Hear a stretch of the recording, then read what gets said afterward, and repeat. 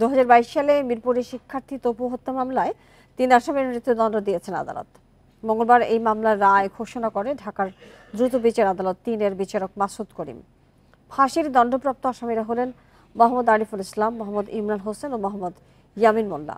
মামলার এজাহার থেকে জানা যায়, অপহরণের পর মুক্তিপণ না পেয়ে শিক্ষার্থী নুরুল আমিন তপুকে শ্বাসরোধ করে হত্যা করে আসামিরা।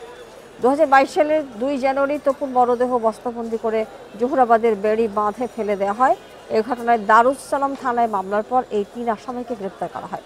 আসামিরা ভুক্তভোগীর বন্ধু ছিলেন বলে জানা গেছে।